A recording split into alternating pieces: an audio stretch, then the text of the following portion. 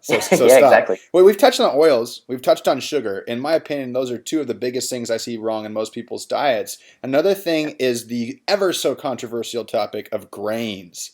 Maybe we can talk about Oh that yeah. real quickly. Oh, definitely, and that's a real. Actually haven't decided yet, like my stance on gluten, because that's one Sure. problem. People think about grain these days. People think gluten is an ingredient, or like they don't even know what's gluten. They only know it's everywhere and it's bad, right? Right, It's right. like this joke now. It's this joke like, oh, Is there gluten in that no, I'm fruit? gluten free. Yeah, is there gluten in my, I don't know, in my apple? Oh, I'm not sure. No, I Yeah. go, and that's really showing you how bad the education is. So gluten, so wheat, barley, rye is a problem for most people, and I do know that. I still eat gluten from time to time, and I could be in better health probably avoiding it. A lot of people, I think it's up to 70% or more, that have a gene that makes them intolerant to gluten as far as their GI health goes. People who go off gluten just on a personal test, a lot of people feel way better. They feel more awake, energized, just because it was a problem for them. But it's probably a problem for them just next to the sugar they're eating, to Right, a bunch of other stuff. So right, basically, what I recommend people personally is like, okay, get off all sources of wheat, of gluten for a week or two, and then see how you feel when you eat, like, I don't know, bread in the morning and then cereal and then a pizza or whatever. And people report like, oh, I don't know, I was achy, I had joints problems, I had mucus buildup. So these are good. It's a good experience when you can test out how certain things do for your body. As far as grains go, some people are extreme. Oh, okay, no grains at all, not even rice, not even quinoa. I don't know about that. Some people, if you exercise a lot or if you exercise regularly, I think people need some sources of carbs. You can go potatoes, sweet potatoes, also rice, quinoa, and all these other things. Most people are probably better off gluten grains, but again, it's really either you get tested, either you test it out for yourself and you're really aware of how your body works. And of course, it's hard in our society to avoid all sorts of gluten. It's just everywhere. right. So that's basically my stance. It's like it's more open.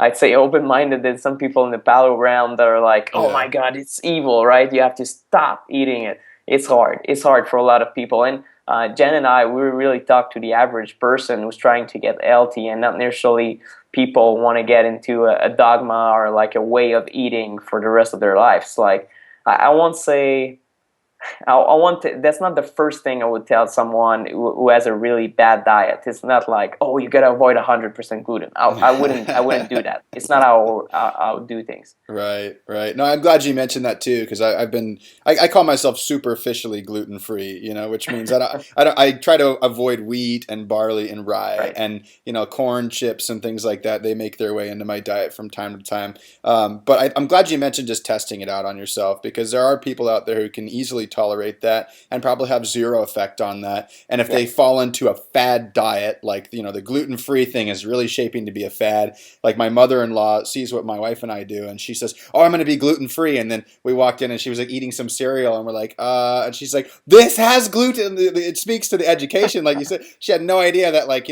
cereal has gluten in it. I was like, "Oh gosh, we really need to start at Yeah. the education." And then telling Right. people they need to try stuff out for themselves and see what works for them, because that's ultimately what you're going to stick to, is what you try out, what works for you, and what you can sustain in the long run.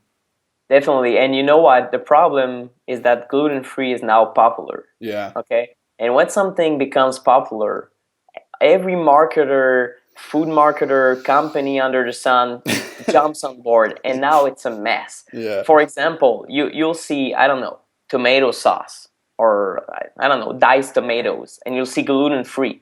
You're like, oh, okay, so it has no gluten. And another can here doesn't say gluten free. You're like, oh, wait a minute, this one sells more. Yeah. because people aren't sure whether tomatoes contain gluten or not. Right. So people can be confused. I mean, you go into a grocery store, everything is either gluten free or either they don't tell anything. So like, oh, it's no wonder people get freaked out about like, oh, I'm gonna go gluten free and all this, and they end up buying gluten free cereal, gluten free chips, Yeah. gluten free crap. Which is So garbage anyways. which is garbage anyway, but they feel, oh, it's gluten free, I'm gonna be fine. But it just, I don't know, it's just a distraction from going on a whole food based diet, going back to cooking at home, and all those other things you should focus on that would make you healthier and automatically make the right choices.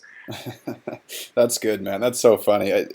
I saw gluten-free water the other day. I couldn't believe it. It had gluten-free Really? on the water label. I was like, "Oh my God, what is the point of this?" There is no point. Well, Nick, man, I'll have one more question for you, and Sure. I ask everybody this at the end of every call. And you've just experienced just massive success in the last year, and I like to know what your secret to success is. Oh wow. Secret to success.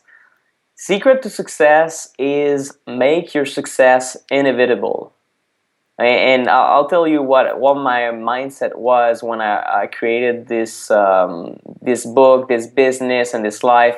It was like, okay, there's two choices if you're trying to follow your dream and something's not working. Because I mean I was struggling 1 year and a half in, didn't make a single dime online, couldn't figure out how to put my information out there. It was really hard. Sure. And then I was like, okay, two choices, right?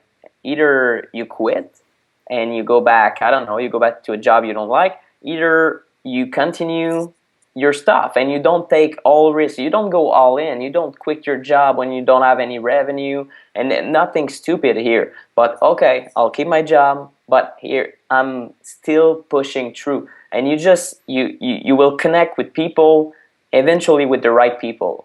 So if with that mindset, it can take 1 year, 2 year, 3, 4 years, 5 years, but it's inevitable that if you multiply your chances of winning and of finding the right, either creating the right product or having the right mindset, developing yourself, and meeting for me and Jen, it was meeting Sean Hadsall, one of our colleagues, and I met this guy one day. I had this idea, chewed off fiber foods, and bam, it exploded. And it wasn't luck, it's part of Right. luck, but part of the fact that for 2 years and a half, I was nonstop trying to find that one person that would be confident in what we were creating.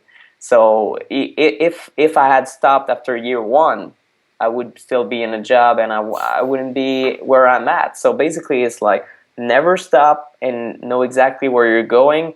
And when you have that kind of attitude, people notice and they're like, oh man, this guy is going to succeed. I don't know when, but eventually he's going to succeed. And you want to believe that. Even if you don't believe it, believe it. And Yeah. then and act like if you're going to succeed 100% chance. Yeah. But don't take all stupid risks. But still protect yourself, but go all in and follow your dreams. Eventually you're gonna do it.